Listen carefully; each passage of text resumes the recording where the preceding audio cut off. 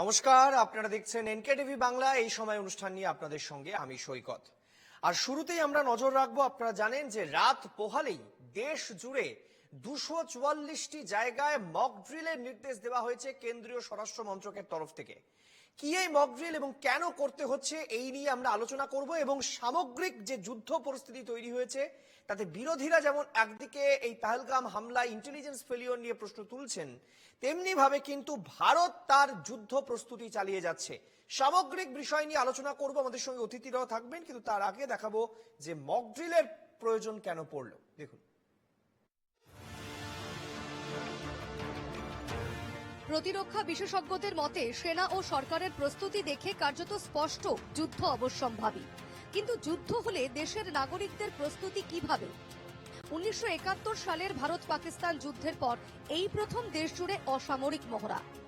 27টি রাজ্য ও 8টি কেন্দ্রশাসিত অঞ্চলের মোট 259টি জায়গায় বুধবার মহড়া হবে বলে জানিয়েছে কেন্দ্রীয় স্বরাষ্ট্র মন্ত্রক।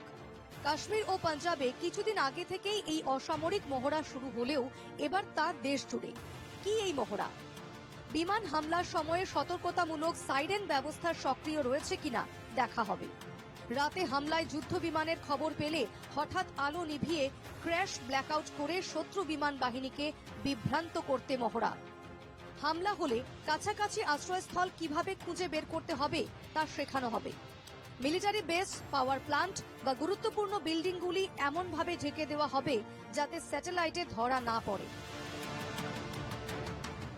জেলাশাসক, অসামরিক প্রতিরক্ষা স্বেচ্ছাসেবক, হোমগার্ডদের সঙ্গে স্কুল ও কলেজ পড়ুয়াদের প্রশিক্ষণের কথা বলা হয়েছে। এছাড়াও মহড়ায় অংশ নিতে বলা হয়েছে এনসিসি ক্যাডেট, নেহেরু যুব কেন্দ্র সংগঠনের সদস্য ও স্কুল কলেজের পড়ুয়াদের। ইতিমধ্যেই পাক সীমান্ত ঘেঁষা পাঞ্জাব, জম্মু কাশ্মীরে শুরু হয়ে গিয়েছে অসামরিক মক ড্রিল। শেখানো হয়েছে কিভাবে পড়ুয়াদের নিরাপদ আশ্রয় খুঁজে নিতে হয়। রবিবার রাত 9টা নাগাদ পাঞ্জাবের ফিরোজপুর ক্যান্টনমেন্টে সব আলো নিভিয়ে ব্ল্যাকআউট ড্রিল করেছে সেনা।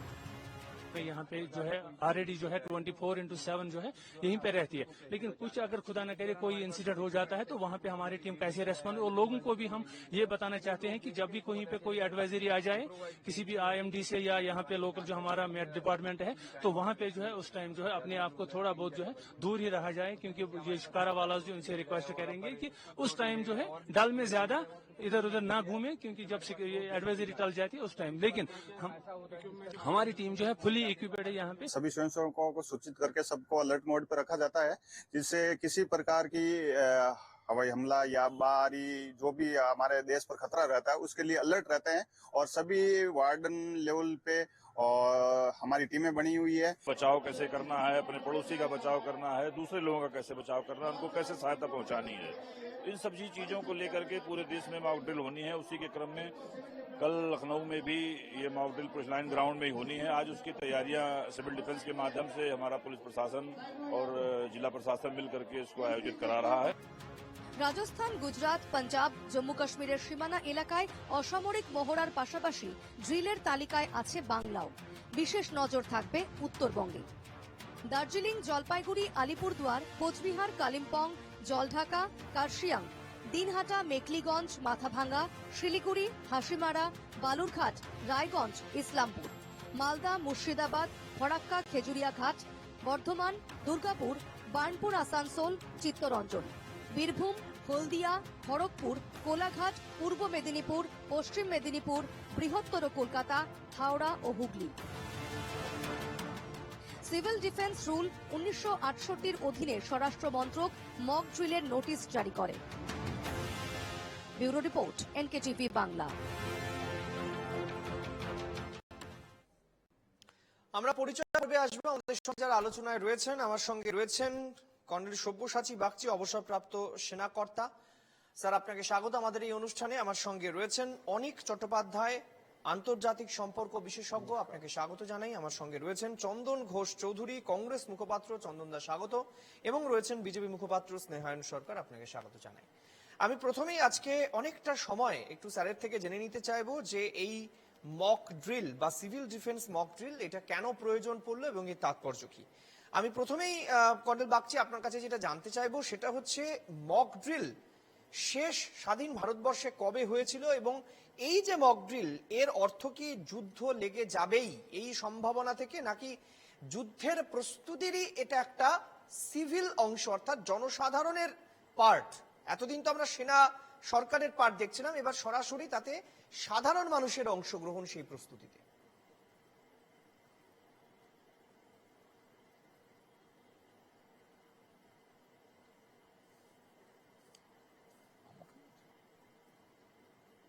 আমার কাছে জানতে চাইছেন? হ্যাঁ স্যার, আপনার কাছে। হ্যালো, স্যার আপনার কাছে। প্রথম কথা হচ্ছে যে 1971-এ যখন বাংলাদেশ অপারেশনটা হয়েছিল তখন কিন্তু এই মক ড্রিল হয়েছিল, কারণ অপারেশনটা সারা ভারতবর্ষময় হয়েছিল। উত্তরে যেরকম ছিল এবং পূর্ব দিকেও ছিল, পশ্চিমেও হয়েছিল। এটা বেসিক্যালি যুদ্ধ নয়, একটা সুরক্ষার কবচ বলতে পারেন, বা সাধারণ যে সিভিল পপুলেশন আছে তারা যাতে প্যানিকই না হয়, দরকার পড়লে তারা নিজেদের আত্মরক্ষার্থে কি কি আর কাজ করবে সেই ব্যাপারে তাদেরকে ট্রেনিং দেওয়াও হয়, এবং তারা দরকার পড়লে পর সেই ট্রেনিং ভিত্তিক কাজকর্ম করে। যেমন কোনো এয়ার অ্যাটাকের সিগন্যাল সাইরেনের মাধ্যমে পাওয়া, তারপরে যাতে করে রাত্রিবেলা বম্বিং টম্বিং না করতে পারে তার জন্য ব্ল্যাক আউট করা, বর্ডারের এরিয়াসের কাছে যে সমস্ত জায়গা আছে সীমান্তে, সেখানে গ্রামবাসীদের জন্য সীমান্তে তাদের বাংকারও তৈরি করে দেয়া আছে। অর্থাৎ দরকার পড়লে পর তারা নিজেদের বাড়ি থেকে বেরিয়ে এসে সেই বাংকারে আর পিসফুলি থাকতে পারবে, এবং তাদের বোমা ইত্যাদি তাদের উপর, তার থেকে তারা বেঁচে যাবে।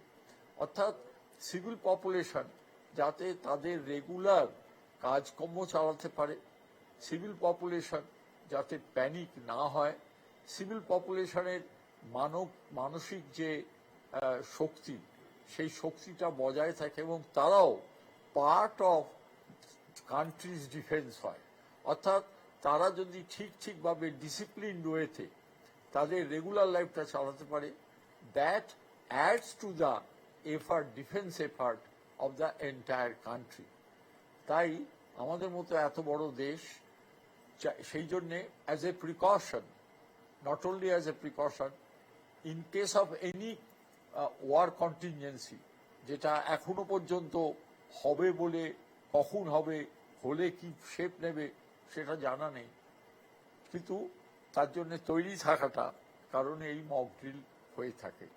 আর এইটা যখন বিশ্বযুদ্ধ টাইপের যুদ্ধ হয়, প্রলং যুদ্ধ হয়, তখন হয়তো অনেক দিন ধরে চলে, আর না হলে এর ওই যুদ্ধের ছোট ডিউরেশন তার মাধ্যমে হয়ে যায়। কিন্তু সিভিল ডিফেন্সের যে সাইরেন সিস্টেমটা, সেই সাইরেন সিস্টেমটা কিন্তু as a matter of practice অনেকদিন ধরে চলতে পারে, যেটা আমরাও আগে দেখেছি বাংলায় প্রত্যেক সিটিতে সাইরেন বাজতে। যদিও এখন শুনছি যে বাংলায় যে সাইরেন আছে তার অনেকগুলো সাইরেনই কাজ করে না, অর্থাৎ অকেজ হয়ে পড়ে আছে, বা ট্রায়াল তাদের নেওয়া হয়নি। তো বেসিক্যালি সিভিল পপুলেশন মোরেলটাকে ঠিক রাখার জন্য এখানে করা হয়, এবং তারা যেন ভেঙে না পড়ে, তারা যেন স্টাউট থাকে, এই ওয়ার এফেক্টে তারা যেন মানসিক দিক থেকে আর কান্ট্রির সাথে দাঁড়িয়ে পড়তে পারে, এই জন্যই মক ড্রিলটা করা হয়। কর্নেল বাগচি, একটা জিনিস আমি জানতে চাইবো, শেষ ভারতবর্ষের সঙ্গে যুদ্ধ হয়েছে কোন রাষ্ট্রের, কোন দেশের, সেটা হচ্ছে 1999 সালে কার্গিল যুদ্ধ।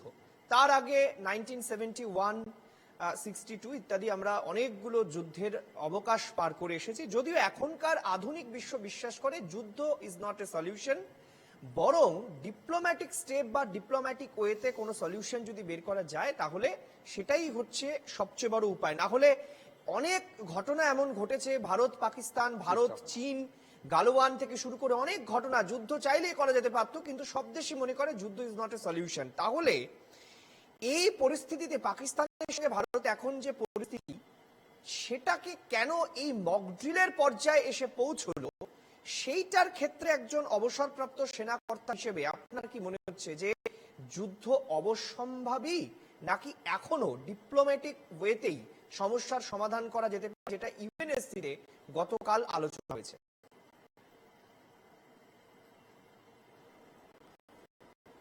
দেখুন, যেভাবে ওয়ার্ল্ড ওপিনিয়ন ভারতের ফেভারে মোবিলাইজ হয়েছে, তা যে ল্যাঙ্গুয়েজে ভারতের সরকার কথা বলেছে এবং সেই ল্যাঙ্গুয়েজটা রিপিটেড হয়েছে, সেই রাশিয়া বলুন, ইউএন সেক্রেটারি জেনারেল বলুন, বা বাকি অন্যান্য কান্ট্রি বলুন, ফ্রান্স বলুন, ইভেন আমেরিকা বলুন, তো তাতে করে একটাই জিনিস খুব ক্লিয়ার যে এই মক ড্রিলটা করার এই জন্যে দরকার হয়ে পড়লো। এটা যদি হয়তো শুধুমাত্র আর উত্তর সীমান্তে বা পশ্চিমান্তে সীমাবদ্ধ থাকতো, যেটা কার্গিলের সময় হয়েছিল, তাহলে হয়তো মক ড্রিলটা করার দরকার পড়তো না।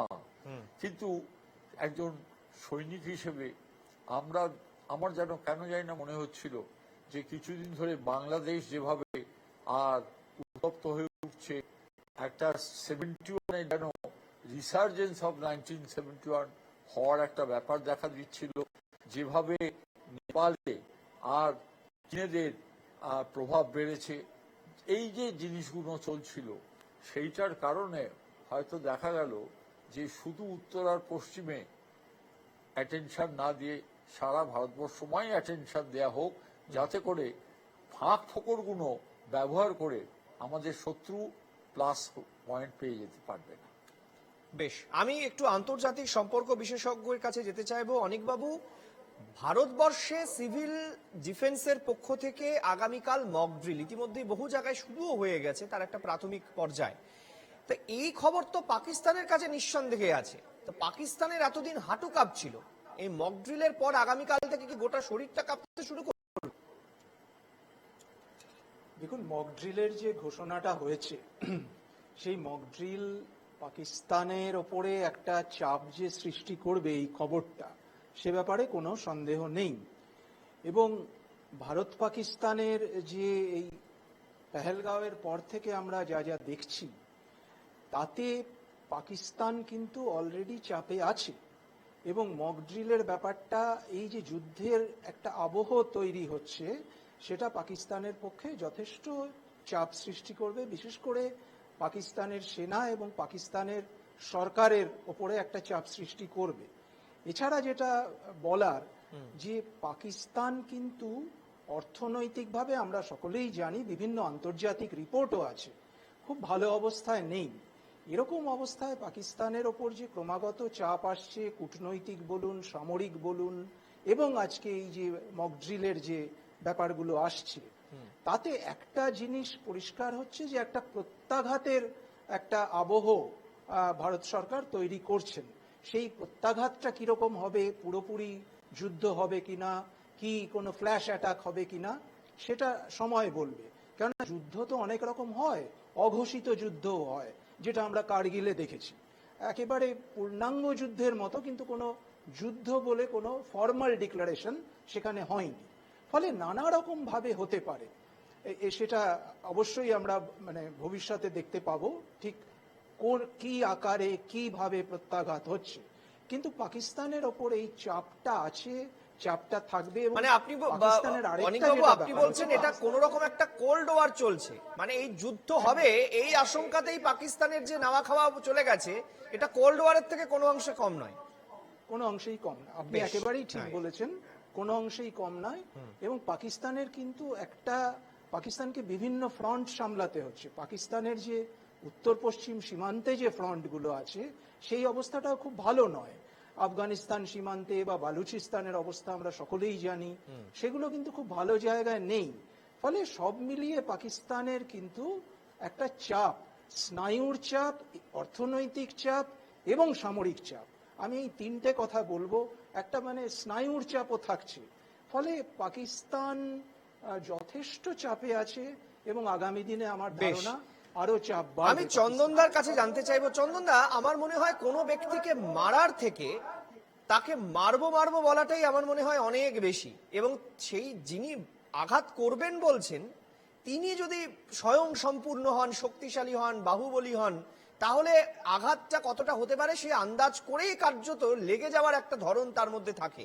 ফলে ভারতের এই যে হুঙ্কার, এই যে মক ড্রিল, এটা তো পাকিস্তানের কাছে একটা বিরাট বড় কোথাও একটা তাদের মানসিক স্নায়ুর ধাক্কা বলা যেতে পারে, যেটা একটু আগে বলছিলেন অনিকবাবু। কিন্তু আমি একজন নাগরিক হিসেবে আপনার কাছে জানতে চাইছি যে আমরা নাগরিক হিসেবেও কি কোথাও একটা স্নায়ুর উত্তেজনায় রয়েছে যে আগামীকাল মক ড্রিল, আমার মনে হয় যারা এই অনুষ্ঠান দেখছেন তাদের মধ্যে হয়তো 1%-রও কম মানুষ তাদের জীবনে কখনো সিভিল ডিফেন্সের এই মক ড্রিল তারা দেখেছেন। ফলে এটা কোথাও একটা উত্তেজনাও রয়েছে যে পাকিস্তানকে মুহূর্তের জবাব দেওয়ার জন্য নিজেকেও তৈরি করা।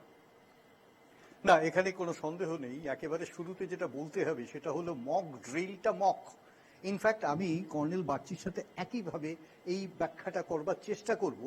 সেটা হলো যে আজকে যে সিভিল ডিফেন্স, তাতে এই যে সিভিল অর্থাৎ জনসাধারণের মধ্যে একটা সচেতনতা সঞ্চারিত করা এবং যুদ্ধকালীন তৎপরতায় একটা মানুষ যাতে তার সাইকোলজিক্যালি প্রিপারেশনটা থাকে, সেটা মক ড্রিলের একটা বড় পার্ট। এখন সেই পার্টটা তো তোমাকে আদারওয়াইজ কনভিন্স করানো যাবে না, তোমাকে অ্যাকশনের মধ্যে করতে হবে। তোমাকে ট্রেনসে কিভাবে ঢুকতে হয়, তোমাকে সাইরেনকে কিভাবে রিয়াক্ট করতে হয়, তোমাকে ক্র্যাশ ব্ল্যাকআউটে কিভাবে রিয়াক্ট করতে হয়, কিভাবে তুমি ডিল করবে এই ধরনের ব্যাপক উত্তেজনামূলক সিচুয়েশন। এবং সেই সাথে সাথে আরো একটি ঘটনা কিন্তু ঘটে, সেটা হলো আজকের যুগে যে ধরনের সমাজ মাধ্যম বলো বা বিভিন্ন ইন্টারনেট ডিপার্টমেন্ট বা ইত্যাদিকে ব্লক করে দেওয়া হয়, বাট আদারওয়াইজ কিছু রিউমার স্প্রেড করে, তাকে তুমি মোকাবিলা কিভাবে করবে, যেটা আধুনিকভাবে এই বিশ্বের কিন্তু একটা বড় অংশ এইভাবে ভাবতে হবে।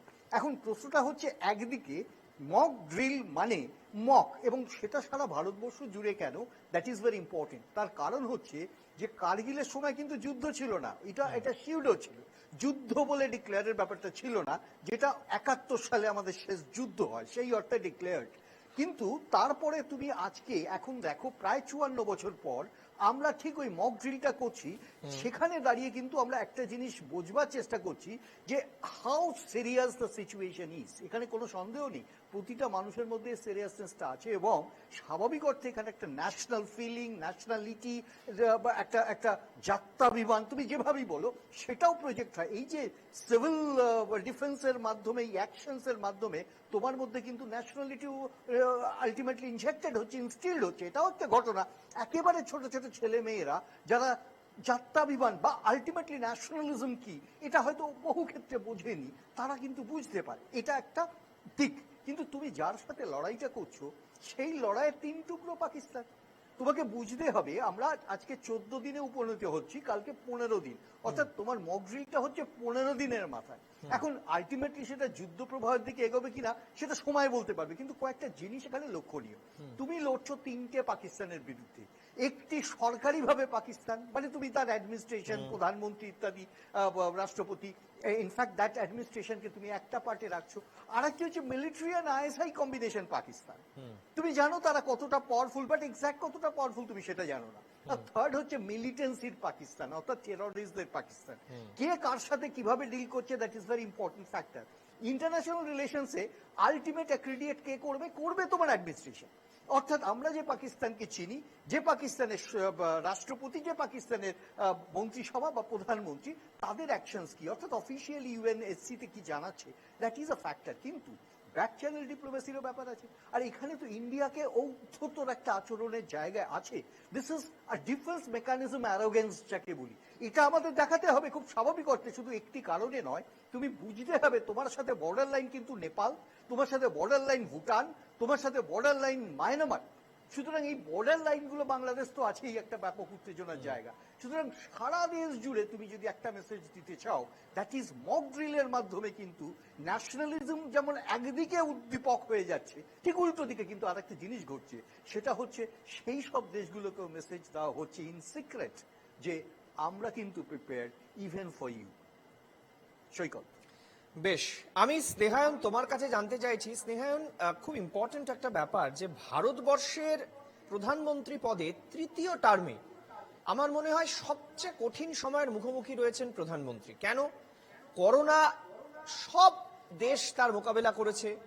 ভারতবর্ষের কিছু মানে একেবারে অন্তর্বর্তী কিছু বিষয়ের সঙ্গে প্রধানমন্ত্রীকে কার্যত যুদ্ধ করতে হয়েছে, যেমন 3 তালাক থেকে ওয়াকফ বিল, কৃষি আইন, এরকম অনেকগুলি বিষয় রয়েছে যেগুলোকে কার্যত দেশের অন্দরেই প্রধানমন্ত্রীকে যুদ্ধ করতে হয়েছে।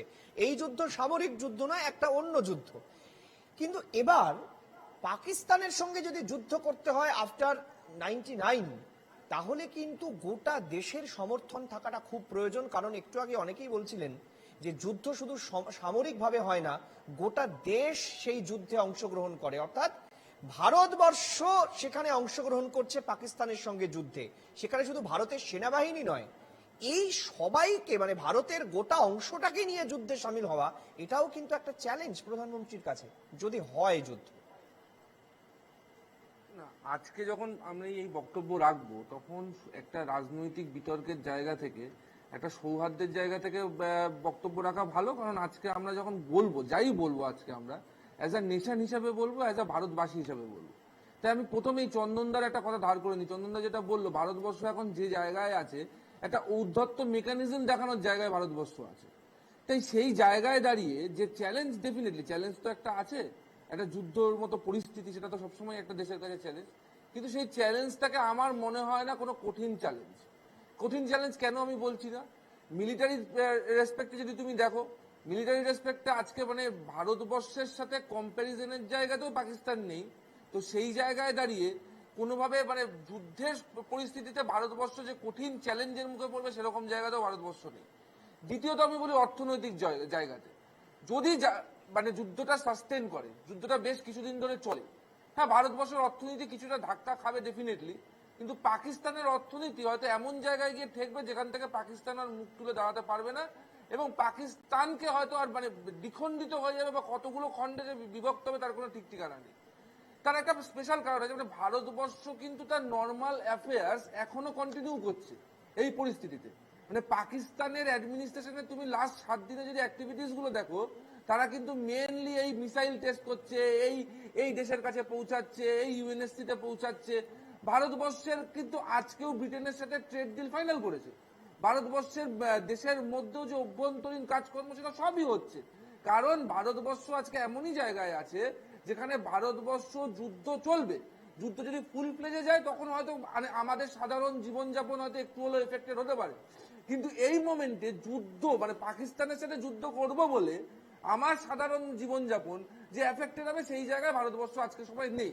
কারণ ভারতবর্ষ জানে মানে আজকের সময় দাঁড়িয়ে ভারতবর্ষ এখনো তার সামরিক শক্তি প্রদর্শনও করেনি। আজকে ইউএনএসসিতে পাকিস্তান কন্ডেমড হয়েছে যে পাকিস্তান অহেতুক তার মিসাইল টেস্ট করছে, অহেতুক যে মিসাইলগুলো টেস্ট করার কথা ছিল মেয়ের এন্ডে এখন টেস্ট করে পাকিস্তান দেখাতে চাইছে। ভারতবর্ষ এখনো সেরকম কোনো স্টেপ নেয়নি, ভারতবর্ষ দেখানোর কোনো প্রয়োজনও মনে হয়নি। এবং সেটা দেখো পাকিস্তানও তো অনেকটা রেসপেক্টে বুঝতে পারছে যে সে আজকে কোন জায়গায় দাঁড়িয়ে এবং তাকে কোন চ্যালেঞ্জটা ফেস করতে হবে। তাই আমার মনে হয় না যে কঠিন চ্যালেঞ্জ, তবে হ্যাঁ যুদ্ধ আসলে সব দেশের কাছেই কিছু তো বাধা বিপত্তি আসে।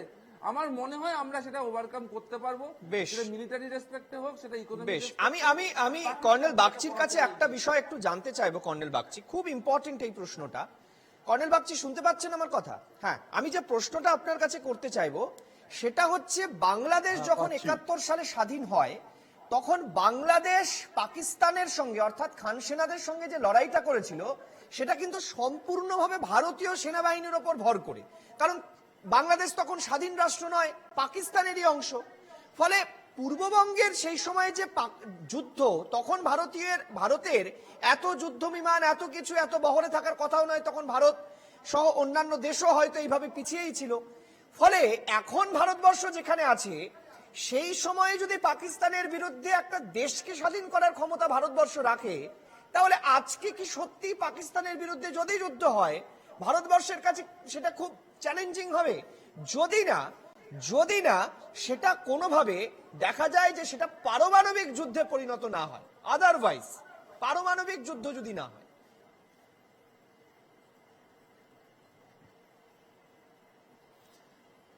প্রথম কথা হলো, পারমাণবিক যুদ্ধ যদি হয় বা যেরকম ধরনের ধমকি বা হুঙ্কার ছেড়েছিল পাকিস্তান, সেটা হবে না এই কারণে পারমাণবিক যুদ্ধ তাতে ওই ন্যাশনাল বাউন্ডারিটা অলমোস্ট অবলিটারেটেড হয়ে যায়। যদি অবলিটারেটেড না হতো, যদি পারমাণবিক যুদ্ধ একটা পেরিনিয়াল উইন্টার ডেকে না আনতো তাহলে 45 সালের পর আর আজ 2025-এর মধ্যে এরকম ঘটনা অনেকবার হয়েছে। ওরকম আরো একটা হিরোশিমা নাগাসাকি একটা দুটো হয়তো হতে পারত। তাই পারমাণবিক যুদ্ধের ব্যাপারটা ওটা হুঙ্কার। পারমাণবিক অস্ত্র পাকিস্তানের কাছে আছে, আমাদের কাছে আছে। It is a sort of deterrence. Actually যে কোনো ডিফেন্স ফোর্সেসের যা যা থাকে তার মধ্যে প্রথম কম্পোনেন্টটা ডেটারেন্স, অর্থাৎ দেখো বাড়াবাড়ি করো না, এই আছে আর তোমরা পার পাবে না। দ্বিতীয় যেটা থাকে সেটা হচ্ছে কম্পেলেন্স, আর তৃতীয় যেটা থাকে সেটা হচ্ছে রিঅ্যাসিওরেন্স।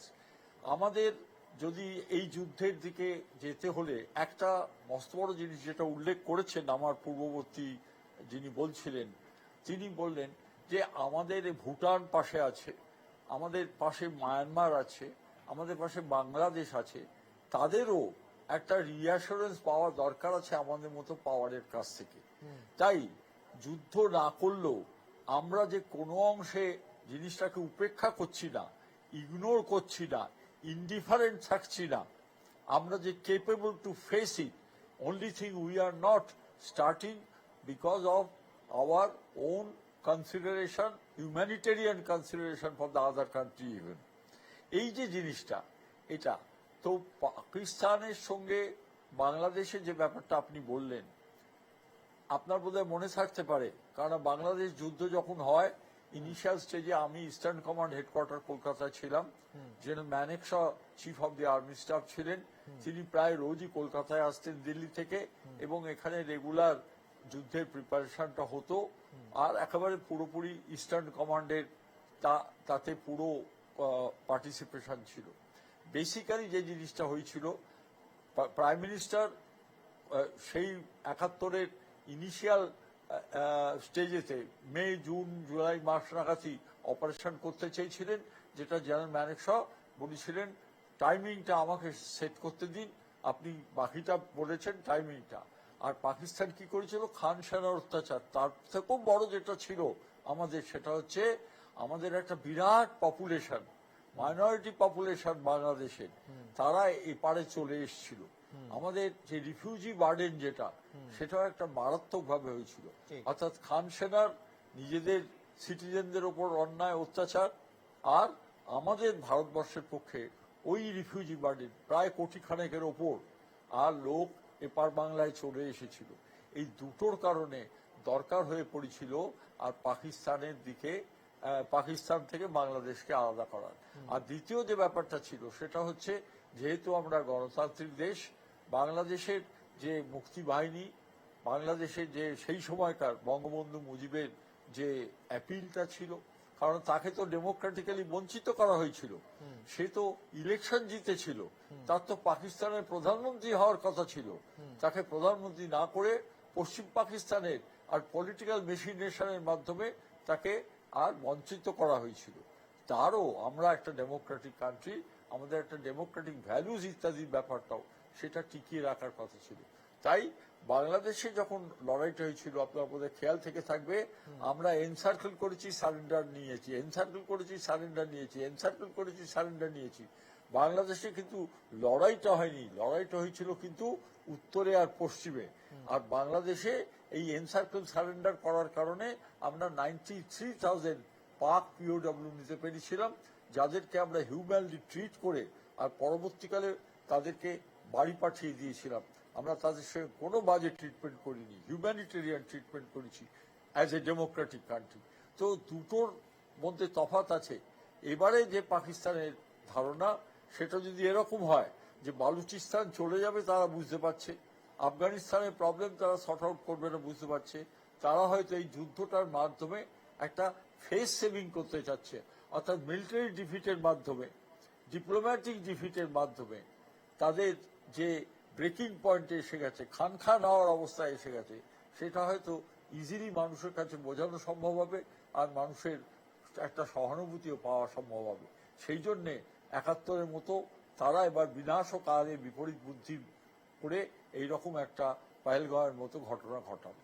বেশ, খুব ইম্পর্টেন্ট আলোচনা চললো প্রথম পর্বে। আর বিরতির পর ফিরে এসে আমরা শুনবো যে রাজ্যের, মাফ করবেন, এই রাজ্যের বিরোধী দল তার সুপ্রিমো মমতা বন্দ্যোপাধ্যায় যখন কেন্দ্রের পাশে থাকার বার্তা দিচ্ছে, কিন্তু সেই দলের সুপ্রিমো যা বলছেন তার ঠিক উল্টো পথে গিয়ে আমরা দেখছি তৃণমূল কংগ্রেস কার্যত প্রশ্ন তুলে দিচ্ছেন 14টি প্রশ্ন।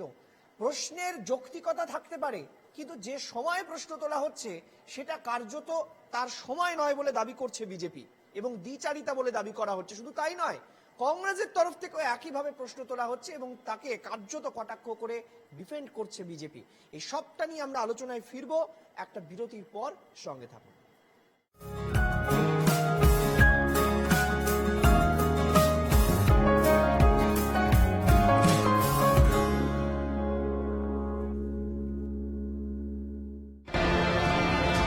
তিলোত্তমা, সিটি অফ জয়, কল্লোলিনী, কলকাতা। আন্দোলনের শহর, সংস্কৃতির শহর, ব্যস্ততার শহর, রাজনীতি, খেলা, বিনোদন, সারাদিনের কলকাতা 8 ঘন্টায়। দেখুন মহানগর প্রতিদিন সন্ধ্যে 6টায়। কোচবিহার থেকে গাদ্দি, বাঘমুন্ডি থেকে মারাসব, 23 জেলা, 341 ব্লক। বঞ্চনা, দুর্নীতি, সাফল্য, হিংসা, টুকিটাকি।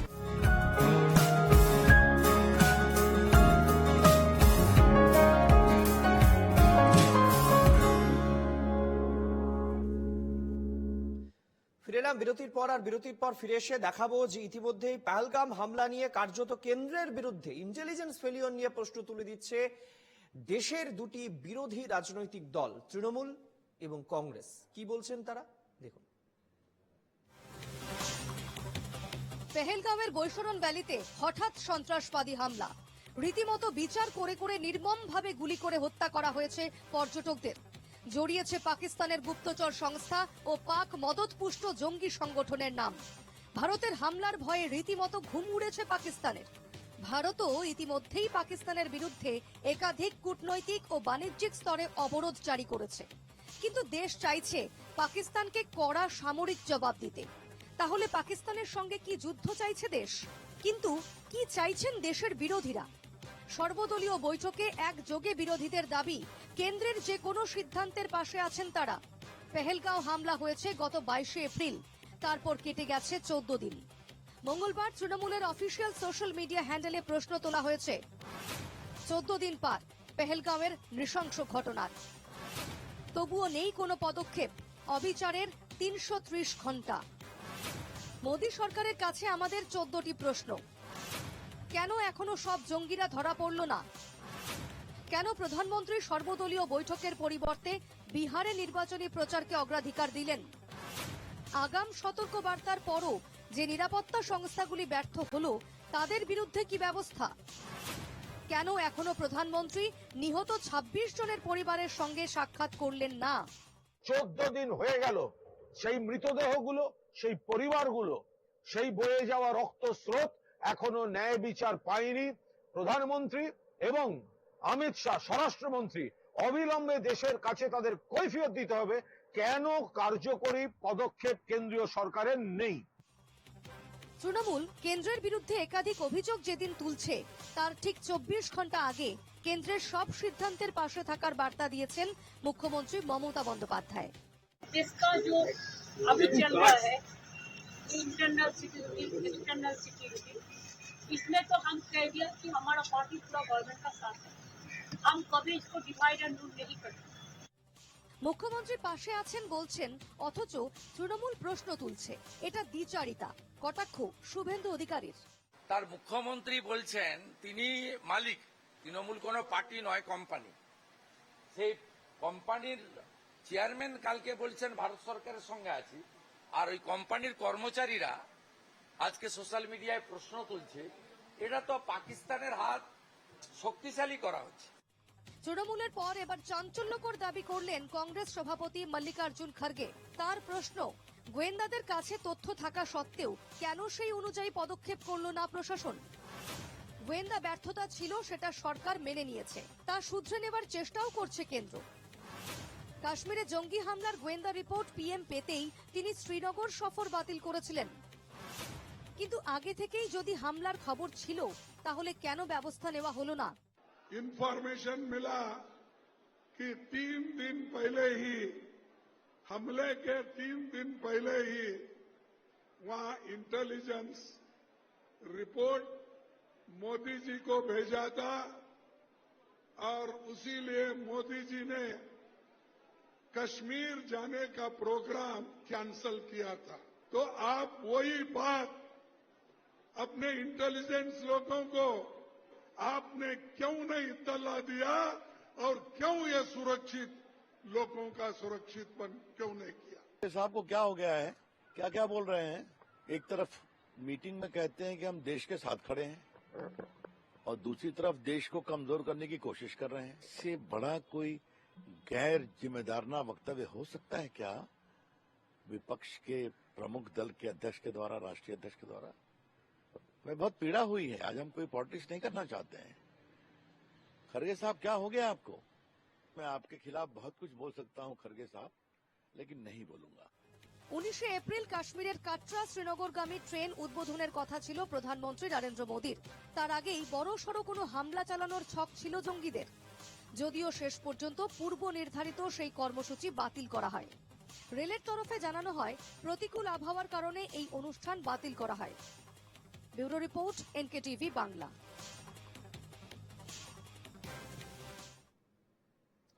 আমি এই নিয়ে আলোচনায় আসবো, আর এই আলোচনায় প্রথমেই চন্দন ঘোষ চৌধুরীর কাছে যাব। চন্দনদা, একদম সঠিক যে সেনা ব্যর্থতা ছিল, গোয়েন্দা ব্যর্থতা ছিল, আমরা এটা বুকে হাত দিয়ে একেবারে চিৎকার করে বলতে পারি, এতে কোনো দ্বিধা থাকার কথা নয়। কিন্তু যে প্রশ্নটা কংগ্রেসের সভাপতি তুললেন যে প্রধানমন্ত্রী গেলেন না, অথচ সেখানে সিকিউরিটি এজেন্সিকে অ্যালার্ট করলেন না, যে কারণে এত মানুষের মৃত্যু হয়েছে, অর্থাৎ এর নিগুড় অর্থ এটাই দাঁড়ায় যে প্রধানমন্ত্রী নিজের প্রাণ বাঁচালেন কিন্তু দেশের 26 জন পর্যটকের প্রাণ বাঁচালেন না। চাইলেই প্রধানমন্ত্রী বাঁচাতে পারতেন। এটা কি এই সময় বলার সময়? না, ভেরি ইন্টারেস্টিং। তোমাকে যে প্রথমে যে প্রসঙ্গটা আমি বলবো, তোমার এর আগের প্রোগ্রামেও কিন্তু আমি বিশ্লেষণ করেছিলাম এক্স্যাক্টলি কোথায় ল্যাপস, কারণ আজকে কিন্তু 14 দিন ক্রস করে কালকে 15 দিন পড়বে। তোমরা প্রায় প্রতিদিনই এই ধরনের প্রোগ্রাম করেছো এবং তাতে 3-4টে প্রোগ্রামে আমিও অ্যাটেন্ড করেছি।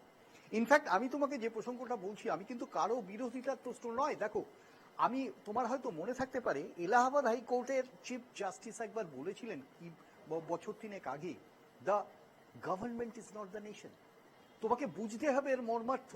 অর্থাৎ সরকার যে ভুল করবে তার বিরুদ্ধে জনমত যদি তৈরি হয় বা জনগণ যদি আলটিমেটলি বা পলিটিক্যাল পার্টি সিস্টেম যদি তাকে অঙ্গুল নিক্ষেপ করে, তো সিনসিয়ারিটি বা অ্যালার্ট সেই ঘটনাটাও কিন্তু পাশাপাশি ঘটবে। তোমাকে আমি যেটা বিশেষভাবে বলি, আমরা যখন সর্বদলীয় বৈঠক করি তার আগে আমরা সিডব্লিউসি কংগ্রেস ওয়ার্কিং কমিটির মিটিং করি ঠিক আগের দিন, সেখানে সর্বসম্মতভাবে আমরা বলি যে সরকারের পাশে আমরা আছি, যেভাবে সরকার আমাদের ব্যবহার করবে। 56 বছরের দেশটার শাসনের বিভিন্ন অঙ্গ আমাদের সাথে জড়িয়ে আমরা মিলিটারি অপারেশনটা বুঝি। ইভেন স্ট্র্যাটেজিয়ান এক্সপার্টাইজেশনে যদি আমাদের দরকার পড়ে আমরা তাও সরকারকে দেবো, খুব স্বাভাবিক যদি সরকার মনে করে। অ্যাট দি সেম টাইম সরকারকে নেতৃত্ব নিতে হবে এবং দায়িত্ব নিতে হবে, এটা নিয়ে তো কোনো সন্দেহ নেই। তো এখানে তো কাউকে ইমপ্লিকেট করা নয়, কিন্তু একটা জিনিস প্রমাণিত হচ্ছে, সেটা হলো আমি এর আগের দিনও বলেছিলাম তোমাকে 5 tyre intelligence strategy intelligence failure. তোমাকে যদি প্রথমে বলি, ডিপ্লোম্যাটিক ইন্টেলিজেন্সের একটা ব্যারিয়ার আছে, যেটা পররাষ্ট্র দপ্তরে থাকে। সাধারণভাবে আমরা ডিপ্লোম্যাটিক চ্যানেলগুলো থেকে ইনফরমেশন কালেক্ট করি এবং সেটা টায়ার 2 হতে পারে, টায়ার 3 হতে পারে, যেটা বাংলাদেশের ক্ষেত্রে ফেলিওর হয়েছিল, আমরা চিৎকার করে বলেছি। ইনফ্যাক্ট সেই ফেলিওরটার পাশে মিলিটারি অপারেশনস ফেলিওর, সব্যসাচী বাবু ভালোভাবে বলতে পারবেন, তার সাথে ডিফেন্সের 3টে উইং আছে। 3টে উইংই, অর্থাৎ তোমার স্থল, বিমান, নৌ, এদের যে intelligence collection, that is failure. তারপরে প্যারামিলিটারি ইন্টেলিজেন্স ফেলিওর, এবং একেবারে নিচে এসে স্টেট পুলিশ। আচ্ছা, 1949 অ্যাক্ট অফ পুলিশ কি বলছে? যদি ইউটি হয়, অর্থাৎ ইউনিয়ন টেরিটরি হয়, তাহলে police is going to be controlled by lieutenant governor, আর lieutenant governor directly appointed by the home ministry. সুতরাং দিল্লিতেও আমরা দেখেছি এই সমস্যাটা ছিল। সুতরাং state police mechanism that is also under the home ministry. আচ্ছা, এই 5টা ডিপার্টমেন্ট, তার মধ্যে 3টে, একটা এক্সটার্নাল অ্যাফেয়ার্স, একটা মানে বিদেশ দপ্তর, তার সাথে স্বরাষ্ট্র দপ্তর, তার সাথে প্রতিরক্ষা দপ্তর, 3টে বিগ মিনিস্ট্রিজ, আমরা যাকে বলি ফার্স্ট ফোর, ফিনান্সটাকে বাদ দিলে 3টে বিগ মিনিস্ট্রিজ এর সাথে যুক্ত। তার আগে 3 দিন আগে ঘটনাটি ঘটেছে 19 তারিখে, অর্থাৎ প্রধানমন্ত্রী ক্যান্সেল করেছিলেন এবং তারপরে 22 তারিখে দুর্ঘটনাটি ঘটে। আচ্ছা, এখানে যদি নিগুড় কোনো প্রশ্ন তোলা হয় এবং তাকে যদি স্ট্র্যাটেজিক কতগুলো রূপ দেওয়া হয়, that government should be sincere, should have been sincere, এখানে কোনো সন্দেহ নেই। অর্থাৎ একেবারে না, চন্দনদা এখানে একটা জিনিস কন্ট্রাডিক্ট করছে।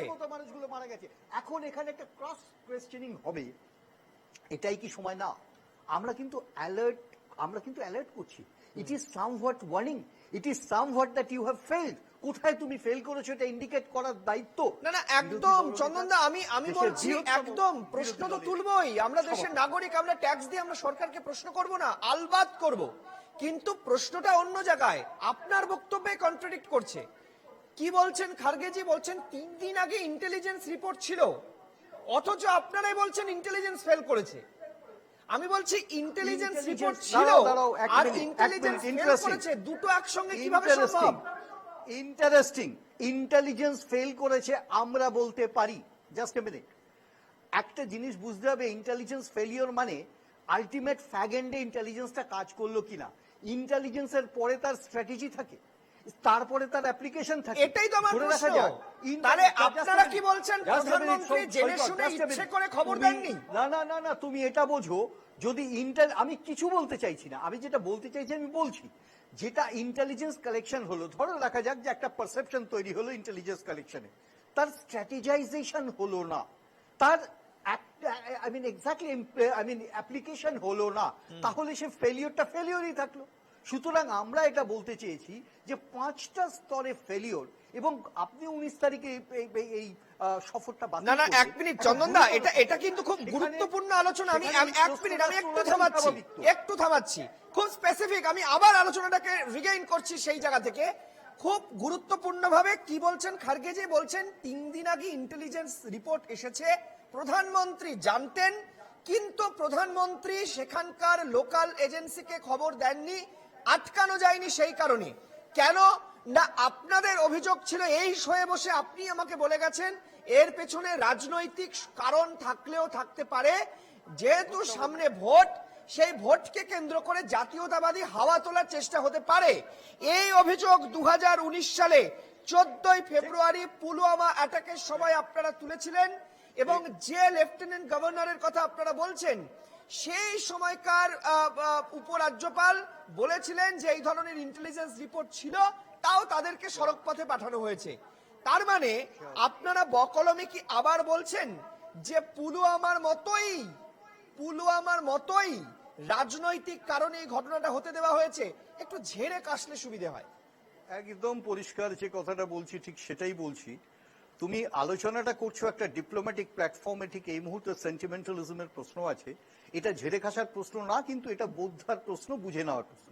একটা কথা তোমাকে বলেছি এর আগেই, সেটা হয়েছে পুলওয়ামা 2019-এ ঘটনা, এবং তারপরে একটা মাইটিনেস নিয়ে মোদিজির ফিরে আসা। আমি বলতে চাইছি সেন্টিমেন্টালিজম কখনোই আমরা একটা গভর্নেন্সে বা ইলেকশনকে প্রভাবিত করে, এটা হয়নি। মনে রাখতে হবে 1971 সালে একটা বিশাল সেন্টিমেন্ট তৈরি করার পরেও ইন্দিরা গান্ধীকে চলে যেতে হয়েছিল, এমার্জেন্সি জারি করতে হয়েছিল ঠিক পরের নির্বাচনের ক্ষেত্রে। এখন প্রশ্নটা আমি অন্য জায়গায় করছি।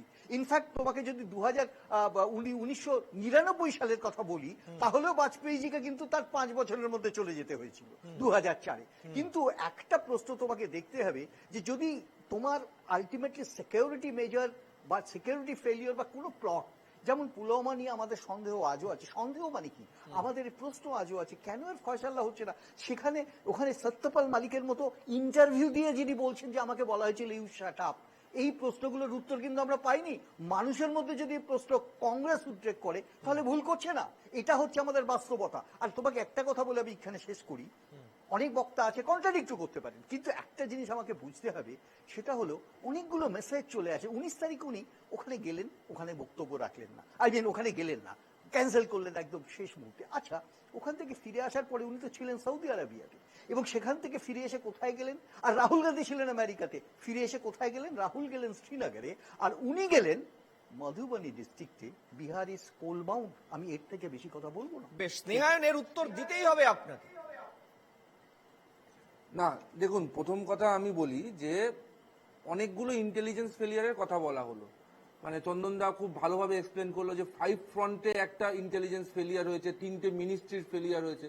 আমি বলছি যে 26/11 যখন অ্যাটাক হয়েছিল, যখন জলপথে মানে জঙ্গিরা প্রায় মুম্বাইয়ের কোস্ট অব্দি এলো, তারপরে মুম্বাইতে গেল, আক্রমণ করলো, 180 জনের মতো মানুষকে মারলো, 3 দিন ধরে এই অ্যাটাক চললো মুম্বাইয়ের বুকে, তখন কতগুলো ইন্টেলিজেন্সের ফেলিয়ার হয়েছিল, তখন কতগুলো মিনিস্ট্রির ফেলিয়ার হয়েছিল। আসলে বিষয়টা হচ্ছে ইন্টেলিজেন্সের যারা কাজ করে সেটা হচ্ছে খুব থ্যাঙ্কলেস একটা জব। 100-র মধ্যে 99 বার যখন তারা সফল হয় তখন কেউ কোনো আলোচনা করে না, কিন্তু একবার ফেলিয়ার হলে কিন্তু আলোচনা করে। বিষয়টা হচ্ছে ইন্টেলিজেন্স রিপোর্ট ছিল কি ছিল না, কোথায় ছিল, সেগুলো ইন্টেলিজেন্স নিয়ে যারা কাজ করছে তারা স্পেসিফিক ভাবে বলতে পারবে।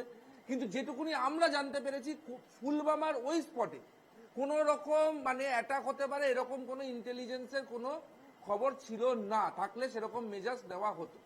এবার যে ষড়যন্ত্রের তথ্যটা আসছে, যে এই মোমেন্টে তো দেখুন, এই মোমেন্টে তো জেনারেল ইলেকশন নেই, এই বছর সব থেকে কম ইলেকশন, সেই বছরের শেষের দিকে গিয়ে বিহার ইলেকশন, সেটাকে সামনে রেখে বিজেপি এরকম একটা ঘটনা ঘটিয়েছে। তাহলে আমি বলি 2009-এর জেনারেল ইলেকশন, যেখানে কংগ্রেস অলরেডি বিধ্বস্ত, সিপিএম ছেড়ে চলে গেছে, সেটাকে সামনে রেখেই মানে মুম্বাই অ্যাটাকের যে ইন্টেলিজেন্স রিপোর্ট ছিল সেটাকে অগ্রাহ্য করেছিল, মুম্বাইতে অ্যাটাক হতে দিয়েছিল। কিংবা 1996 সালে জেনারেল ইলেকশনকে সামনে রেখে 1995 সালে 8 জন বিদেশি পর্যটককে অপহরণ করে নিয়ে চলে যাওয়া হলো কাশ্মীর থেকে, তার কোনো খোঁজ পাওয়া গেল না আজ অব্দি। তাহলে সেটা কংগ্রেস জেনে শুনে অগ্রাহ্য করেছিল। আসলে কংগ্রেসের হয়তো এরকম ধরনের ইতিহাস আছে, সেটা তো সিপিএমও অভিযোগ করে, তাদের আজকে যোগসঙ্গী, যে পুরুলিয়ায় তারা অস্ত্রবর্ষণ করেছিল বিদেশি শক্তির হাত ধরে। তাই জন্য বিদেশি শক্তিকে নিয়ে দেশের মধ্যে অস্থিরতা তৈরি করে নিজেদের পলিটিক্যাল ফায়দা কি করে দিতে হয় সেটা কংগ্রেস জানে। আসলে আমি বারবার বলি না, আজকে মানে রবিশঙ্করজির কথা মানে আমি একটু ধার করে বলছি, সত্যি মানে তৃণমূলের কথা আমাদের গায়ে লাগে না। তৃণমূলের থেকে মানে দেশের স্বার্থে, মানে দেশের মানুষের স্বার্থে, সেনাবাহিনীর স্বার্থে কোনো কথা পাবো সেটা আমরা এক্সপেক্ট করি না। তৃণমূলের থেকে এই ধরনের রিয়াকশনই এক্সপেক্ট করি। কংগ্রেস যখন এই কথাগুলো বলে না, সত্যি খারাপ লাগে। 56 বছর দেশটা মানে তারা দেশ শাসন করেছে, কারণ মানে 1971 সালে জনসংঘের কি ভূমিকা ছিল, ইন্ডিয়া পাকিস্তান যুদ্ধের সময় ইন্দিরা গান্ধীকে কিভাবে সাপোর্ট করা হয়েছিল, 1994 সালে জেনেভা কনভেনশনের সময় বিজেপির কি ভূমিকা ছিল। কংগ্রেস বিরোধী দলে আজকে আছে, হয়তো একদিন তারা সরকারও করবে, কিন্তু সেদিন তাদের বিরোধী দলরা যদি তাদেরকে এই ধরনের প্রশ্নগুলো করে তখন কংগ্রেসের কিরকম শুনতে ভালো লাগবে। বেশ, কংগ্রেস আজকে দেশকে দুর্বল করছে না, বিজেপিকে অ্যাটাক করছে। বেশ, আমি শেষ করি তার 10 সেকেন্ডে। আনপ্রিপেয়ার্ড ভাবে যুদ্ধে গেলে কি হতে হয় সেটা 1962 সালে ভারত দেখেছিল, 1987 পিস কিপিং ফোর্স পাঠিয়ে সেটা দেখেছিল। আরেকবার কি কংগ্রেস চাইছে যে আনপ্রিপেয়ার্ড ভারতবর্ষ যুদ্ধে যাক? আচ্ছা, চন্দনদার উত্তরকে জিতাতে চাইছে না ভারতবর্ষ। আমি ছোট্ট করে চন্দনদার উত্তরটা নিয়ে তারপর কর্নেল বাগচির কাছে যাব। হ্যাঁ, চন্দনদা 30 সেকেন্ড। হ্যাঁ, না না, আমি বিশেষ কোনো কথা বলবো না। আমি একমাত্র একটি কথা বলবো, RDX 300 কেজি RDX কিভাবে ঢুকলো ওখানে, এটা একটা বড় প্রশ্ন। এটা তো সিকিউরিটি ব্রিচ। আর দ্বিতীয় প্রশ্নটা হচ্ছে যে অবশ্যই আমি স্বীকার করে নিচ্ছি, এবং সেটা স্বীকার করা হয়েছে, 26/11-তে মনে থাকতে পারে 3 দিনের মধ্যে শিবরাজ পাটিল স্বরাষ্ট্রমন্ত্রীকে পরিবর্তন করে দিয়ে প্রণব মুখার্জিকে দায়িত্ব দেওয়া হয়েছিল। ইট ওয়াজ ইনভেস্টেড। আমি তোমাকে বলতে চাইছি, ঘটনা পরম্পরায় সব ক্ষেত্রেই থাকে, আমি অস্বীকার করবো না, কিন্তু তার কিছু যৌক্তিকতা থাকে, সেই যৌক্তিকতাগুলো প্রমাণিত। আমরা সেই কারণে বলছি এই প্রশ্নগুলো তুলছি। কেন এই প্রশ্ন আমরা তুলিনি, এই প্রশ্ন কিন্তু সত্যপাল মালিক তুলে দিয়ে গেছে। বেশ, আমি কর্নেল বাগচি আপনার কাছে একটা জিনিস জানতে চাইবো, সেটা হচ্ছে ইন্টেলিজেন্স ফেলিওর ছিল, এটা কেন্দ্রীয় সরকার বিরোধীদের কাছে কার্যত স্বীকারোক্তি দিয়েছে এবং তার বক্তব্য আমরা শুনেছি, কেন্দ্রীয় মন্ত্রীর বক্তব্য শুনেছি। কিন্তু আমার কাছে এটা পরিষ্কার হচ্ছে না যে প্রধানমন্ত্রীর কাছে ইন্টেলিজেন্স খবর এসে পৌঁছয়, গোয়েন্দা খবর এসে পৌঁছয় ওখানে টেরর অ্যাটাক হতে পারে, আপনি যাবেন না, কিন্তু প্রধানমন্ত্রী সেই খবর রাজ্য স্তরে বা সেখানকার সেনার মধ্যে সেই খবর দিলেন না, বা তার আধিকারিকরা সেখানে দিলেন না। যে বিষয়টি এখন সামনে আসছে, আপনার কি মনে হয় যে এই বক্তব্যটি আমি বিশ্বাসযোগ্যতার কথা বলছি না, আমি বলছি এটাও কি সম্ভব, মানে সেনা স্তরে যদি আমি বিষয়টাকে ভাবার চেষ্টা করি যে সেনার মধ্যে একটা খবর পেলেন কেউ, প্রধানমন্ত্রীর কাছে গেলেন, কিন্তু সেটা পৌঁছলো না জম্মু কাশ্মীরে এসে, মানে এটাও সম্ভব।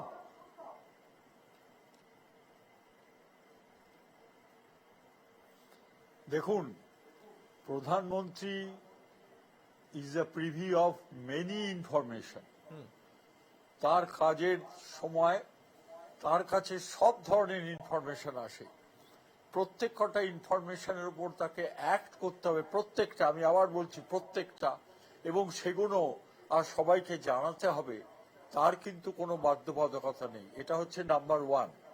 দ্বিতীয় কথা হচ্ছে যে অপোজিশনের মাইন্ডসেটটা এমন হয়ে গেছে, সেই মাইন্ডসেটটা হয়েছে কি যে ভালো করলেও আমি কিন্তু তাকে ক্রিটিসাইজ করবই, এই মানসিকতা নিয়ে ন্যাশনাল ইন্টারেস্টের সঙ্গে ন্যাশনাল রিকোয়ারমেন্টের সঙ্গেও আর মাইন্ডসেট নিয়ে ঝগড়া করা হচ্ছে।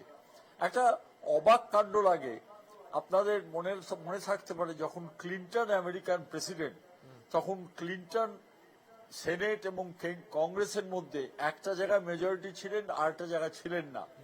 অপোজিশন তাকে ক্রিটিসাইজ করতে বটে, কিন্তু তারা একটা কথা বলতো, after all government is the government of the country and ruling party and opposition after a particular stage they are together to make the country great.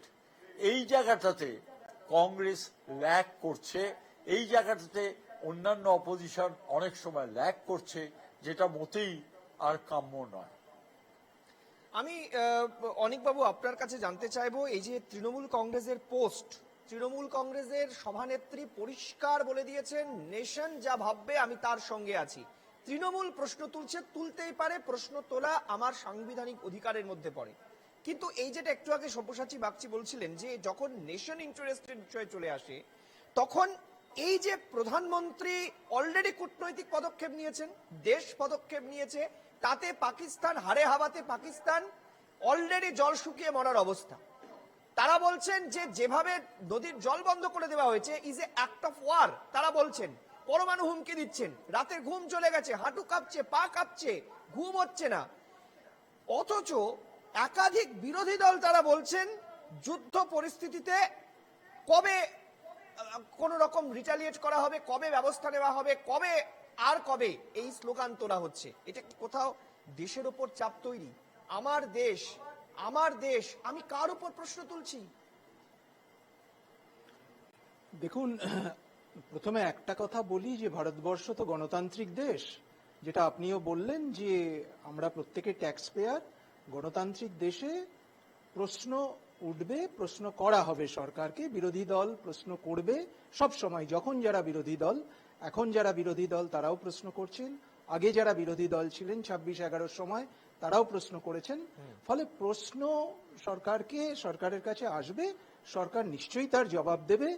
কিন্তু আমার বক্তব্যটা অন্য। আমি যেটা মনে করছি সেটা হচ্ছে, দেখুন আজকের দিনে এই যে আমাদের বিস্তৃত এলাকা, সীমানা, ধরুন পূবে, পশ্চিমে, উত্তরে, এই যে সীমানা, প্রতিটি অঞ্চল পাহারা দেওয়া সম্ভব নয়। আমি অন্য একটু প্রতিরক্ষার দিক থেকে ভাবছি, কিন্তু আজকে আরেকটা জিনিসও আমাদের মাথায় রাখতে হবে। আমি একটা রিপোর্ট পড়ছিলাম যে আজকে আর্টিফিশিয়াল ইন্টেলিজেন্স, 140 রকমের আর্টিফিশিয়াল ইন্টেলিজেন্স নাকি সীমান্তে রাখা হচ্ছে।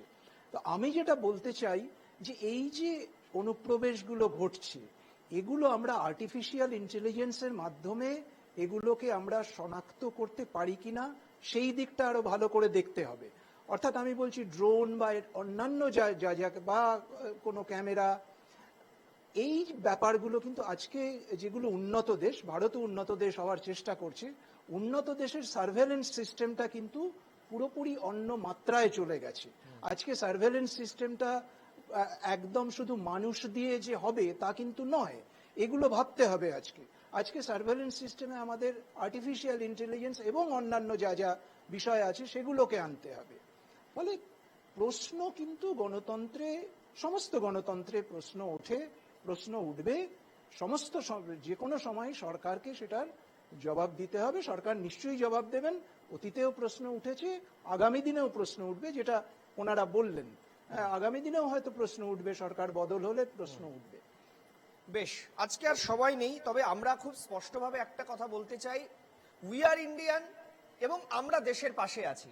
কিন্তু সরকারের যদি কোথাও ভুল হয়, কোট আনকোট চুক হয়, যেটা বলেছিলেন তারা, তাহলে সরকারকে প্রশ্ন আমরা করবই, কারণ আমরা ট্যাক্স দিই, আমাদের ট্যাক্সের টাকায় সরকার সিদ্ধান্ত নেয়। সরকারকে প্রশ্ন করা আমাদের কাজ।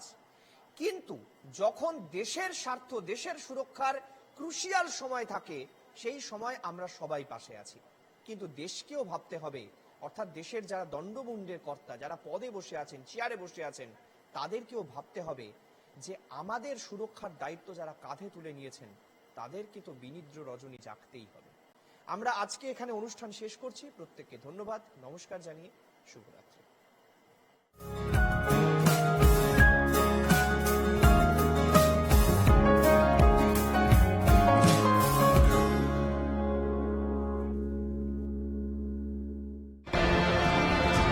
তিলোত্তমা, সিটি অফ জয়, কল্লোলিনী, কলকাতা। আন্দোলনের শহর,